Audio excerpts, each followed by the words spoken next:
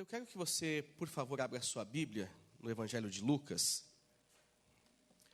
Deus abençoe, Wagner.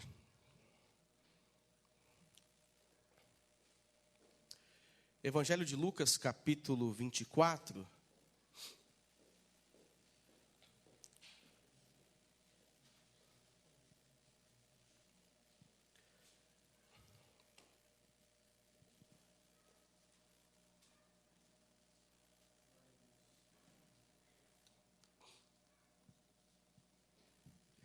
Lucas capítulo 24, versículo 44.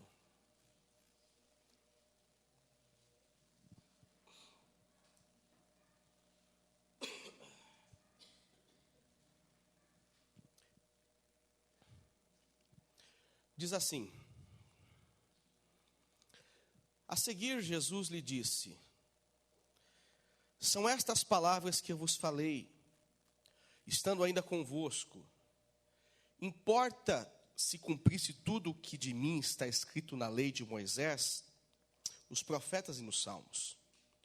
Então lhes abriu o entendimento para compreenderem as Escrituras, e lhes disse: Assim está escrito que o Cristo havia de padecer e ressuscitar dentre os mortos no terceiro dia, e que em seu nome se pregasse arrependimento para a remissão de pecados de todas as nações, começando de Jerusalém. Vós sois testemunhas destas coisas. Eis que envio sobre vós a promessa de meu Pai. Permanecei, pois, na cidade, até que do alto sejais revestidos do poder. Então os levou para Betânia, e erguendo as mãos os abençoou.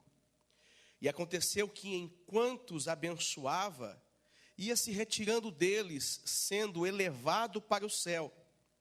Então eles, adorando-o, voltaram para Jerusalém, tomados de grande júbilo, e estavam sempre no templo, louvando a Deus. Amém. Senhor, eu oro mais uma vez, e essa oração que faço, eu peço a sua graça e misericórdia sobre a minha vida. Eu preciso do seu favor para aqui falar para a sua igreja. Eu preciso do seu favor, da sua bondade, para falar com o seu povo. Deus, usa a minha vida, Senhor. O que fazemos aqui, Pai, ó Deus, é algo tão importante. E tratamos isso com tanta seriedade, Senhor, que eu sei que o Senhor acompanha os nossos passos e vê, Senhor, a cada um que sobe aqui, a dedicação que tem, o tempo, Senhor, que empreende para, ó Deus, aqui falar e abençoar a tua igreja segundo a vontade do teu Santo Espírito. Ah, Deus, em nome de Jesus, que sejamos, Deus, confrontados pela sua palavra, que sejamos mais uma vez animados pela sua palavra. De alguma forma, Senhor, tenhamos o exemplo que esse texto nos deixa, que essa história nos deixa. Esse exemplo seja vivo e prático para nossas vidas, Senhor. Em nome de Jesus, fala conosco. Fala com a sua igreja. Usa a minha vida, apesar dos meus muitos pecados, erros e falhas. Em nome de Jesus eu oro. Amém. Meus irmãos, temos diante de nós a história do Cristo ressuscitado, ressurreto. E eu quero nessa noite pregar nesse texto. E dentro do enredo que está aqui no capítulo 24, versículo 44 em diante, tentar despertar em nós algumas coisas que nós esperamos na vida, principalmente na nossa fé. Então eu faço a seguinte introdução nessa noite. Nesse momento, no capítulo 24, há poucos dias, os religiosos desta época acharam que haviam vencido, triunfado sobre alguém que eles chamavam de herege. Os religiosos desta época, eles acharam que venceram aquele que veio para produzir baderna, confusão. E de uma certa forma, eles ficaram satisfeitos com essa vitória, porque eles viram na cruz um homem pregado, morto, porque eles venceram a sua religião, venceu os seus critérios, a forma de enxergar a vida, lhes deu vitória. Todo aquele contexto político e religioso garantiu a eles vitória sobre o herege. Eles estavam satisfeitos. Jesus de Nazaré estava morto. E a Bíblia vai dizer que os discípulos de Jesus, eles vão se dispersar e vão encontrar em casas, em lugares específicos, um certo refúgio, e ali eles vão se esconder, temendo o pior, uma pior perseguição, temendo a morte sobre eles também. Eles vão ficar quietinhos, chorando, porque eles perderam a referência do seu mestre, eles perderam Jesus. Jesus morreu. O mestre destes homens não existe mais até aquele momento. Mas o capítulo 24, o versículo 1 ao versículo 12,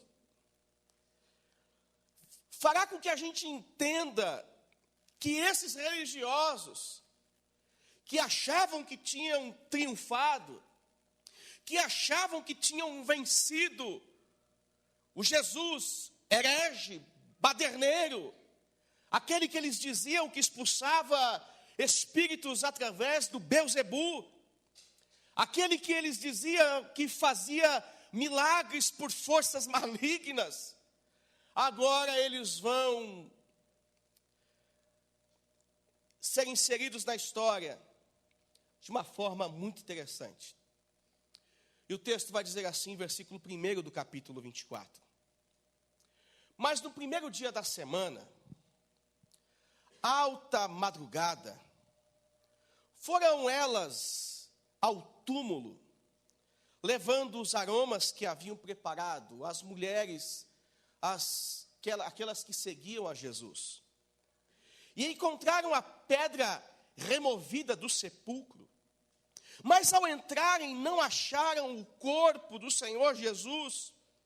E aconteceu que, perplexas a esse respeito, apareceu-lhes 2 varões com vestes resplandecentes, e estando elas possuídas de temor, baixando os olhos para o chão, eles lhes falaram: por que buscais entre os mortos ao que vive?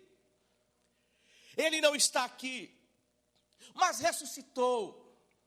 Lembrai-vos de como os preveniu, estando ainda na Galileia, quando disse: importa que o Filho do Homem seja entregue nas mãos de pecadores e seja crucificado, só que também ressuscite ao terceiro dia.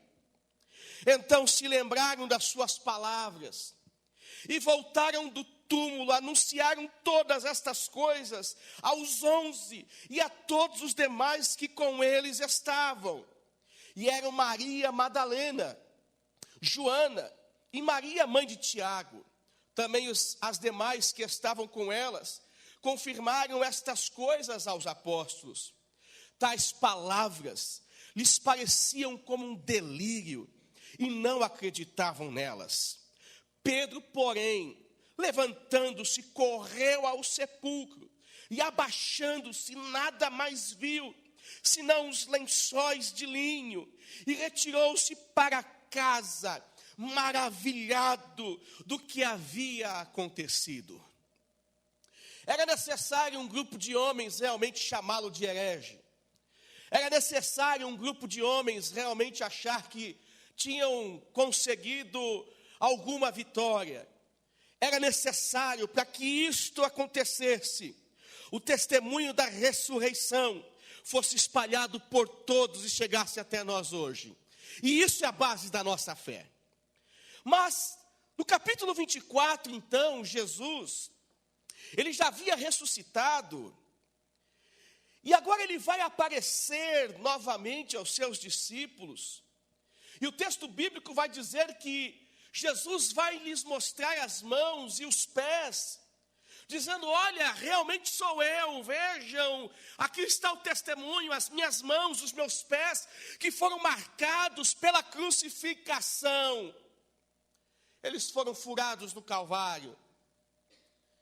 E aí é importante a gente entender que após a ressurreição, Jesus passará ainda cerca de 40 dias ensinando a seus discípulos sobre muitas coisas, entre elas, a missão de Deus que eles estavam recebendo para cumprir sobre toda a terra.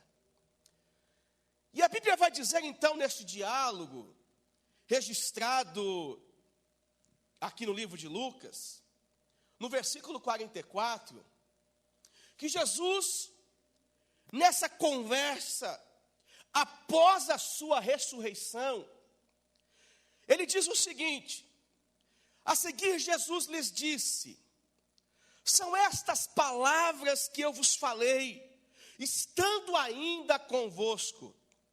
Importava se cumprisse tudo que de mim está escrito na lei de Moisés, nos profetas e nos salmos. Ou seja, Jesus está dizendo que nenhuma das palavras ditas no passado deixariam de se cumprir, e ele era a prova de tudo isso. Tudo que foi anunciado, tudo que foi dito, tudo aquilo que era constantemente lido nas reuniões ou festas judaicas, que tinha a ver com Cristo, com o Messias, com o ungido, com o enviado. Jesus está dizendo: olha, tudo aquilo que foi dito importava que se cumprisse na minha pessoa. Eu sou o cumprimento dessas palavras. Eu sou a realização das profecias. Eu sou o sentido da lei. Eu sou a razão pela qual o mundo é mundo. E é por minha causa que o homem agora pode desfrutar de tudo que foi dito por Deus lá atrás aos nossos pais. Jesus realmente veio para estabelecer um novo mundo. Um novo mundo sob uma nova ordem. Cristo chama todos os homens, mulheres, para que eles possam vivenciar os privilégios que podem ser proporcionados a partir do amor divino. Cristo estabeleceu um novo tempo na história. O acesso à presença de Deus estava restrito a um grupo de homens. Agora com um caminho aberto, uma porta aberta, uma passagem feita para toda a humanidade. Seja pecador ou não, qualquer um tem acesso à presença de Deus, por meio deste que deu o acesso, por meio deste que é o acesso. Tanto santos, bons, ruins, altos, baixos, qualquer um pode agora entrar na presença de Deus, desde que essa passagem seja feita pelo sacrifício da cruz do Calvário, através do arrependimento e o novo nascimento em Cristo Jesus. O Senhor Jesus proporcionou ao homem um novo mandamento, que agora o homem não venha olhar para todos aqueles rituais, e sim ele observe apenas um mandamento: amarás o Senhor teu Deus acima de todas as coisas e o teu próximo como a ti mesmo. E eu digo aqui que não são dois, que são um. É apenas um. É apenas um mandamento. Amarás o Senhor teu Deus acima de todas as coisas e o teu próximo como a ti mesmo. Não existe uma divisão. É impossível amar Deus e não amar o próximo. É impossível estabelecer um amor por Deus, e aquele que estabelece esse amor por Deus diz: eu odeio os homens da criação de Deus. É um único mandamento, uma verdade: você ama a Deus, precisa amar o seu próximo. Jesus veio estabelecer um novo reino, e este reino agora, constituído apenas por sacerdotes reais, uma comunidade de sacerdotes. Não é mais necessário um representante, não é mais necessário um guru espiritual, um oráculo espiritual, uma divindade, um homem que se coloque entre o céu e a terra. Não, agora todos nós, uma comunidade sacerdotal, podemos oferecer a Deus louvores, podemos oferecer a Deus gratidão, podemos oferecer a Deus pedido de perdão, e Ele ouve as nossas orações, os nossos pedidos, porque o único sacrifício foi feito lá na cruz do Calvário e acabou. Não precisamos de mais nada relacionado a sacrifício. Vivemos uma comunidade sacerdotal. Mas é importante deixar claro, meus irmãos, que essa passagem, essa mensagem de Jesus aos seus discípulos, é uma mensagem que, ao perceber ela nos detalhes, vamos perceber que Jesus, vamos notar que Jesus está dizendo a estes homens que Ele lhes abriu a mente e o entendimento para que tudo aquilo que eles estavam vivendo, ouvindo, pudesse ser levado adiante. No versículo que vamos ler a seguir, Jesus falará sobre dois temas importantíssimos. Dois temas que se apresentam em toda a Bíblia. Jesus vai falar sobre sacrifício e Jesus vai falar sobre redenção e remissão. Veja o versículo 46. E lhes disse: assim está escrito, que o Cristo havia de padecer e ressuscitar dentre os mortos no terceiro dia, e que em seu nome se pregasse arrependimento para remissão de pecados, e todas as nações, começando de Jerusalém. Então, os dois assuntos que estão aqui nesses dois versículos, Jesus está falando sobre sacrifício e sobre redenção e remissão. Sacrifício. Está escrito que alguém havia de padecer. Este alguém é Ele mesmo. Redenção. Para que houvesse perdão dos pecados. O homem arrependido, sem o sangue do Salvador, ele no máximo conseguia aplacar a ira de Deus através de um animal morto. Agora, o homem arrependido, por meio do sangue de Jesus, ele tem direito à vida eterna por causa desse sacrifício perfeito da cruz do Calvário. Mas antes da sua ascensão, temos que lembrar que Jesus está conversando com os discípulos depois da sua ressurreição.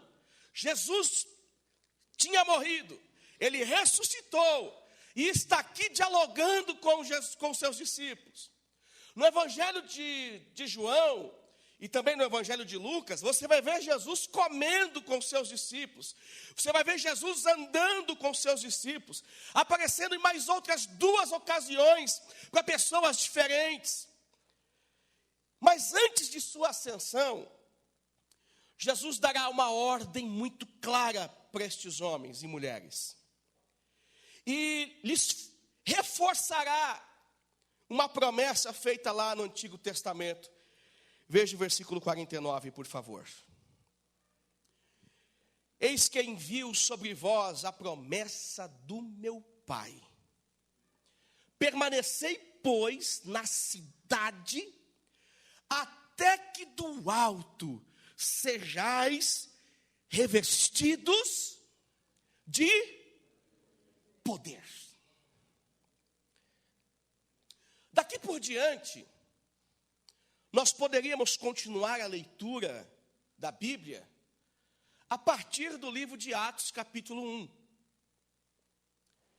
Mas antes de nós chegarmos ao cumprimento das palavras de Jesus, nós vamos perceber então que os discípulos, que ainda estão olhando e falando com Cristo, eles vão ver algo fantástico, e isso que eles vão ver vai servir de combustível para os seus corações, que vai levá-los a uma mudança de comportamento tamanha, que fará com que estes homens, eles entrem em um completo júbilo, porque eles estão na presença do Cristo.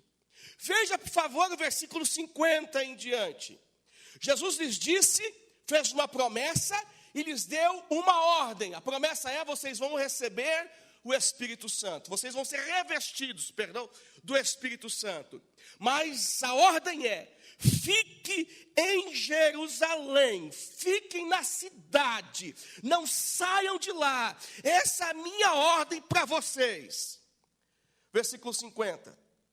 Então Jesus os levou para Betânia, e erguendo as mãos, os abençoou. Gente, imagine esse momento. Que momento lindo, fantástico, sensacional. O Cristo ressuscitado, aquele que os religiosos disseram: matamos, acabou. Soltamos o Barrabás e matamos o Cristo. Vocês acharam que iam triunfar? Está aqui agora, o Cristo ressuscitado, sendo visto por dezenas, centenas de pessoas, testemunhado por um monte de gente. Ele agora levantando as suas mãos, e abençoando estes homens. E aconteceu que enquanto os abençoava, ia se retirando deles, sendo elevado para o céu. Então eles o adoraram. Eles, adorando, voltaram para Jerusalém, tomados de grande júbilo. Voltaram para Jerusalém, tomados de grande júbilo.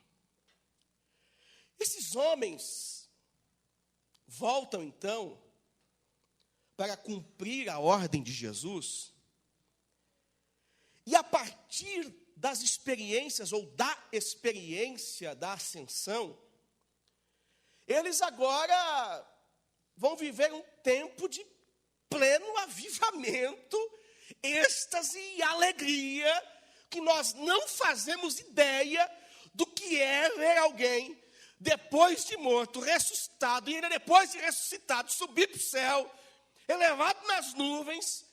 Nós não temos ideia. Somente a nossa fé, somente a nossa crença dá testemunho deste fato bíblico e alegra os nossos corações. Mas imaginemos se nós tivéssemos a capacidade de voltar até esse momento, como é que nós iríamos nos sentir depois desse evento? Eu suspeito que nós não seríamos mais os mesmos. Eu suspeito que as nossas vidas não seriam mais as mesmas. E esses homens, então, tomados por essa alegria e marcados por essa experiência, eles vão voltar para Jerusalém e vão adorá-lo tomados de grande júbilo. A ordem dada aos discípulos era ficar em Jerusalém. E assim eles vão fazer até o capítulo 2 do livro de Atos, onde todos serão cheios do Espírito Santo.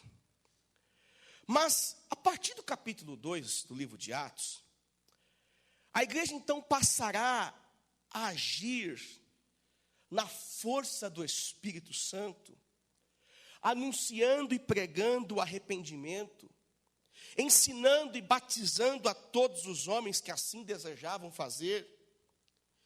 Porém, diante desta ordem de Jesus, que Jesus faz a eles, olha, vai, fique em Jerusalém, e eles confirmam, testificam. De repente ouviu-se um som, como um vento impetuoso, que encheu toda a casa, e foram vistas por eles línguas repartidas como de fogo, que repousaram sobre a cabeça de cada um deles, e começaram a falar em outras línguas. A partir deste evento, da descida do Espírito Santo, do dia de Pentecostes, surge no coração deles agora uma outra promessa. Jesus prometeu que ele ressuscitaria. Ele ressuscitou. Jesus prometeu que eles seriam cheios do Espírito. Eles foram cheios do Espírito. Agora eles vão vivenciar, experimentar uma promessa que se arrasta, que se estende até nós nos dias de hoje, no século 21. Pensando nessa promessa que Jesus faz à sua igreja, eu me lembro do texto de Mateus, capítulo 24, versículo 36, que diz assim: mas a respeito daquele dia e hora, ninguém sabe, nem os anjos dos céus, nem o Filho, senão o Pai. Pois assim como foi nos dias de Noé, também será na vinda do Filho do Homem. Porquanto assim como nos dias anteriores ao dilúvio, comiam e bebiam, casavam-se e davam-se em casamento, até o dia em que Noé entrou na arca e não o percebeu, senão quando veio o dilúvio e os levou a todos, assim será também a vinda do Filho do Homem. Quando eu penso na promessa que Jesus faz a estes homens, e agora eles estão diante da manifestação do Espírito Santo, olhando para lá, se foi verdade a ressurreição, se foi verdade a descida do Espírito Santo. Fiquemos atentos, porque agora tem uma outra verdade por trás de tudo isso. E aí me recordo também do livro de Mateus, capítulo 24, versículo 42, que vai dizer: portanto, vigiai, porque não sabeis em que dia vem o vosso Senhor. Mas considerai isso: se o pai de família soubesse a que hora viria o ladrão, vigiaria e não deixaria que fosse arrombada a sua casa. Por isso ficai também vós apercebidos, porque a hora em que não cuidais, o Filho do Homem virá. Essa é a promessa feita à igreja. A promessa feita de que um dia aquele que foi moído, castigado e morto pelos nossos pecados, este que morreu, ele também voltará para a sua igreja. E nós somos a igreja, essa geração sacerdotal, esse povo que vive sob uma nova ordem, a ordem de Cristo, a ordem de Jesus.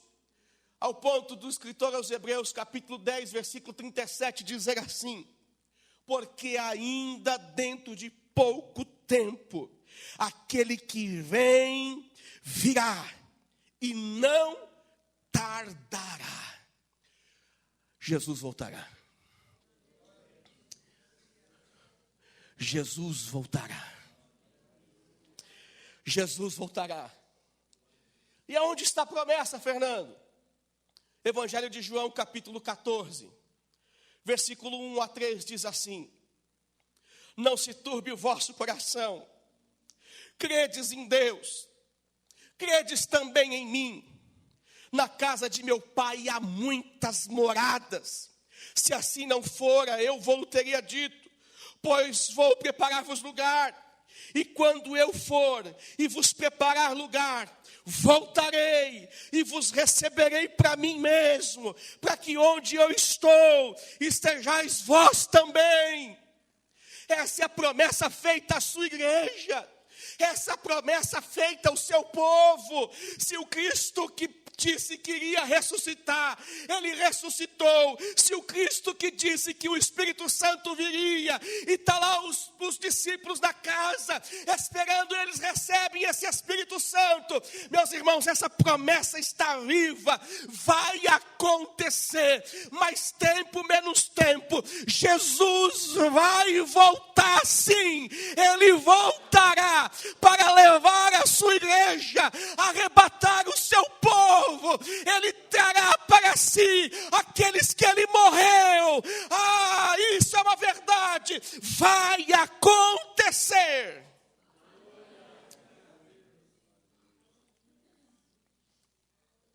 E a minha preocupação diante dessa verdade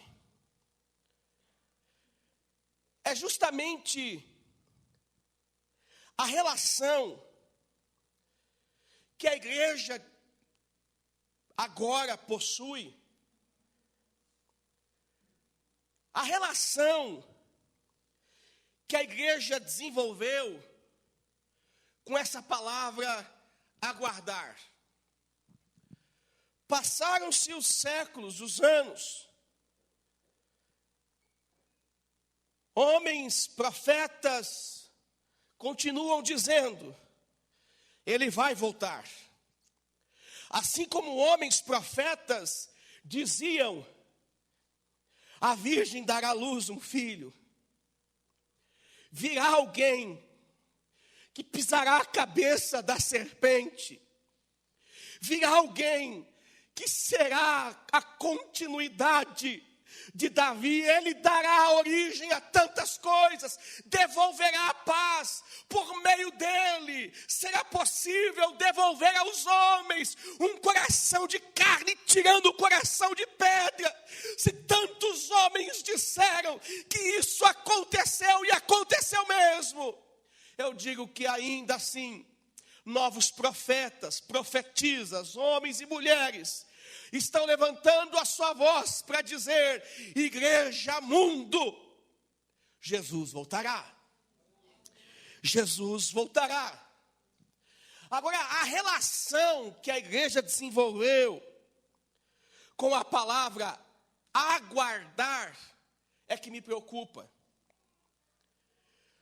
Porque se todos nós aguardamos a vinda de Cristo, se todos nós, como igreja, estamos aqui nessa noite, aguardando a vinda de Jesus, eu pergunto, como é que eu posso deixar tudo isso claro? Como eu posso deixar este meu sentimento, isso que está aqui no meu coração, claro para quem está do meu lado? São os nossos atos que vão dizer exatamente o que nós esperamos. Vejamos que os homens que esperavam a vinda do Espírito Santo, eles tinham um comportamento diferenciado de nós, igreja de Jesus. Volte lá ao livro de Lucas, capítulo 24, versículo 52, e vamos ler os 52 e os 53. Veja comigo, por favor.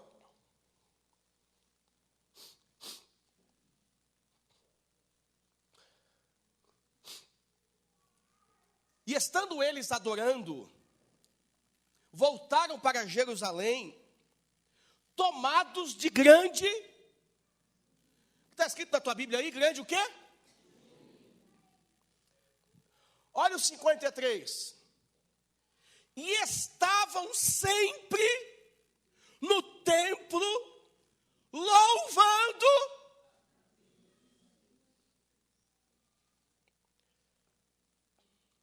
Aqui eu percebo algumas coisas. Primeiro, havia continuidade no coração destas pessoas em relação à sua fé. Havia continuidade. Veja que a partir então desse versículo que nós lemos, a gente pode afirmar nessa noite que nós estamos vivendo um certo antagonismo em relação à nossa fé. Chega a ser ridículo. Porque a igreja de Atos, ela não só experimenta, mas antes de experimentar, ela vive em constante fervor espiritual, buscando a Deus em todo momento, porque havia uma continuidade baseada em uma esperança, relacionada a uma crença na promessa de Jesus, na ordem de Jesus, dizendo: vai para Jerusalém e aguarde. Havia uma continuidade. O texto diz que eles foram tomados de grande júbilo. Por isso eles cantavam e dando continuidade à experiência deles da cruz do Calvário. Diante da promessa de Jesus, penso que nós, como igreja, será que nós vivemos dando continuidade à nossa fé, como se ele fosse voltar amanhã?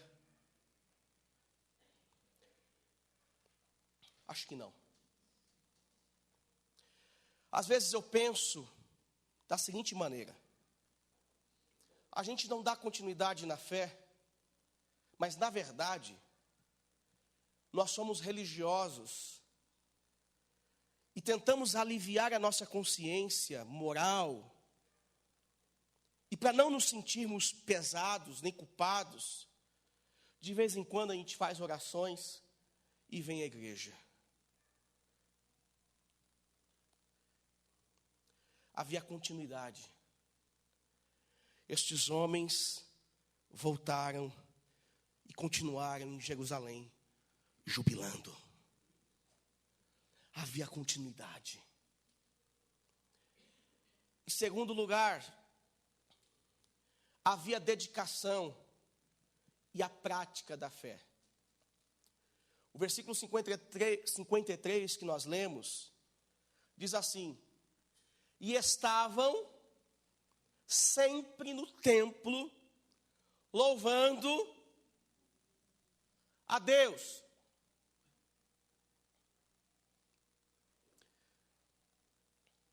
Para você acordar, lê esse versículo comigo aí, por favor. Pensa que eu vou te mandar falar para alguém que está do teu lado. Estou parando com isso aí, tá?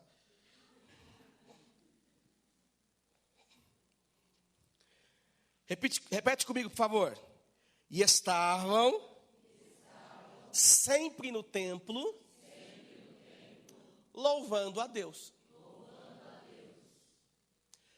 Quando você lê esse texto na Bíblia Sagrada,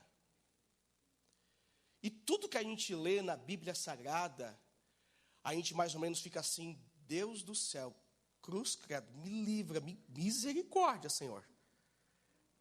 Ah, Deus, não pesa a mão sobre mim não, Senhor. Não pesa a mão sobre a minha cabeça não. Esses linguajares nossos, né? Mas quando você lê esse texto, você que quer responder a todas as coisas, talvez alguém diga: ah, pastor, mas agora nós somos o templo do Espírito Santo, não precisa mais da igreja. Vamos ler o texto. Mas quando você pensa nesse texto, para tentar se justificar, talvez você diga assim: pastor, isso me mostra só uma coisa, Como tem gente fanática nesse mundo. Precisava estar sempre. Que fanatismo é esse? Como tem gente fanática nesse mundo? É porque ele não está no século 21. É a gente sem cultura. É a gente que não tem o que fazer. Talvez você diria, eu acho que para tudo devemos ter um certo equilíbrio. Não dá para sermos extremistas na fé. Deus não quer o nosso sacrifício. Deus não quer que estejamos todos os dias lá, no culto, na igreja, no templo. Eu acho que esses irmãos aqui eram desequilibrados. Por essa razão, tenhamos aqui o seguinte ensinamento. Tenhamos equilíbrio em todas as coisas. Precisamos ser temperados em todas as coisas. Posso ouvir um amém?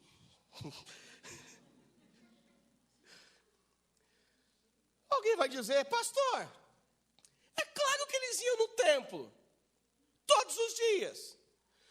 Todo mundo tinha abandonado os seus trabalhos. Estava tudo desempregado. Estava indo fazer campanha do emprego. Estava indo para lá. Todos desempregados. Colocaram lá o papelzinho no templo, na mão do sacerdote. Eles iam orar porque estavam desesperados, precisavam de emprego, precisavam de trabalho. Quantos aqui, 3 anos, sem dar uma bitoquinha, queriam namorar alguém de repente aqui? Onde eu tirei isso, hein? Mas, brincadeiras à parte, te fazendo rir um pouco, qual o sentimento que você tem ao ler esse texto? Olha para si mesmo. Olha para si mesmo. Eles viram o Cristo ressuscitado. Eles agora compreendem a remissão. Eles se arrependem dos seus pecados. E a realidade do arrependimento toma conta dos seus corações. Que eles voltam para o lugar que serviu de palco para a crucificação de Jesus. Voltam lá para celebrar e adorar.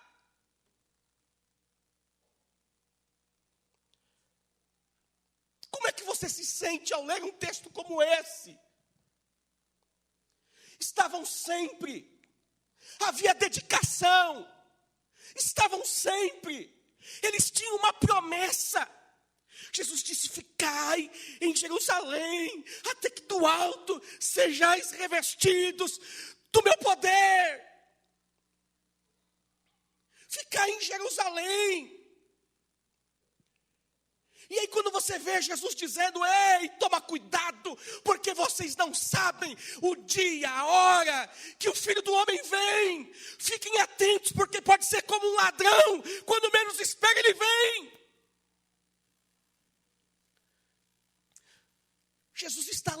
Esse texto está nos alertando nessa noite.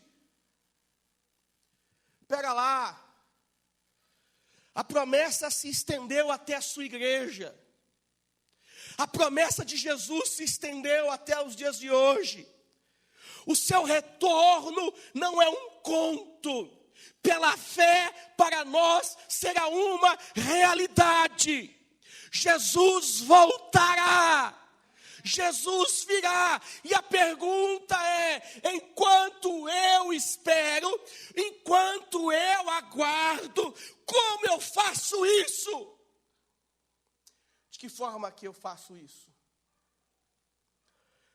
Havia dedicação e prática destes homens. Seja sincero consigo mesmo. O que você pode dizer a respeito da sua dedicação? Seja sincero consigo mesmo. Seja sincero consigo mesmo. Eu vou pedir que você por um instante feche seus olhos, por favor. Feche seus olhos por um instante. E permita o Espírito Santo falar no teu coração. Permita Deus ministrar o teu coração. Permita Deus falar o teu coração. Permita o Espírito Santo te tocar. E responda essa pergunta para si mesmo. Responda essa pergunta que o Espírito Santo está te fazendo. O que você pode dizer a respeito da sua dedicação cristã? O que você pode dizer a respeito da sua dedicação cristã?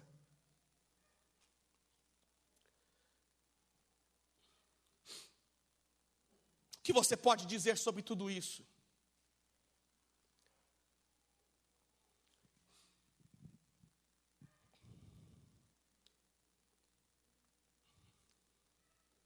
Olhe para mim. Dedicação cristã não é pegar um microfone na mão. Dedicação cristã não é pregar num púlpito. Dedicação cristã não é cantar, não é tocar. Dedicação cristã é na vida, é no dia a dia, é lá fora. É lá fora. A gente parece que bate na mesma tecla, A gente bate no mesmo ponto, nas nossas vidas lá fora. Sabe por que o Espírito Santo continua falando isso ao teu coração? Porque é necessário você mudar a sua vida lá fora. Ah, pastor, mas eu não tenho tempo. Eu não consigo me dedicar, pastor. Eu até espero a vinda desse Cristo. Então, meu irmão, eu te pergunto, ou talvez eu afirmo nessa noite, será que você não está agindo como louco? Querendo ganhar tudo, querendo se apropriar de tudo, querendo chegar a lugares que, de repente, Deus não quer que você chegue. Aí Jesus vai dizer no livro de Lucas, capítulo 12, tendes cuidado em guardar-vos de toda e qualquer avareza, porque a vida de um homem não consiste na abundância dos bens que ele possui. Jesus disse isso. E na continuação, nessa parábola que ele vai emendar, no versículo 9 do capítulo 12, ele vai dizer, então direi à minha alma, tendes em depósito muito bens para muitos anos, descansa, come, bebe e regala-te. Mas Deus lhe disse, louco, esta noite te pedirão a tua alma, e o que tens preparado para quem será? Assim é o que entesouras para si mesmo e não é rico para com Deus. A Bíblia diz que a dedicação destes homens, ao ficarem em Jerusalém, fez com que eles esperassem pacientemente a vinda, a manifestação do Espírito Santo. E ali eles foram revestidos com o Espírito Santo. E quando você abre lá o capítulo 2 de Atos, que todos foram cheios do Espírito Santo, a Bíblia diz que eles começaram a falar em outras línguas. E isso gerou espanto, porque muitos homens ouviam aqueles discípulos dando testemunho da grandeza de Deus em suas próprias línguas. E aqui nessa noite eu quero encerrar essa pregação dizendo o seguinte: no episódio de Lucas 24, 44, a promessa. E no episódio de Atos capítulo 2, vem a descida do Espírito Santo. O Espírito Santo se manifesta neles. Eles são cheios do Espírito Santo. Eles falam em outras línguas. As pessoas começam a ouvir as grandezas do reino de Deus. E aqui eu encerro dizendo o seguinte: que o Senhor realize no nosso meio o milagre do dia de Pentecostes. Que o Senhor realize em nossas vidas o milagre do dia de Pentecostes. E meus irmãos, entendam uma coisa: o milagre de Pentecostes não foi estes homens falarem em outras línguas, e sim aqueles que estavam em sua volta ouvirem o que eles estavam falando. O maior milagre não foi eles falarem, mas sim aqueles que estavam ao seu redor darem ouvidos para aquilo que estava sendo dito. Que vivamos o dia de Pentecostes e todos nós aqui possamos ouvir a voz voz do Espírito Santo dizendo: em breve o meu filho voltará. Prepara-te, igreja, prepara-te, igreja. Em breve o meu filho voltará. Prepara-te, igreja. Prepara-te, igreja. Prepara-te, igreja. Que possamos ouvir os profetas que estão à nossa volta. Que possamos ouvir aqueles que foram cheios do Espírito Santo e falam em outras línguas, anunciando as grandezas de Deus. Que sejamos atingidos por este milagre e possamos ouvir os profetas que estão à nossa volta.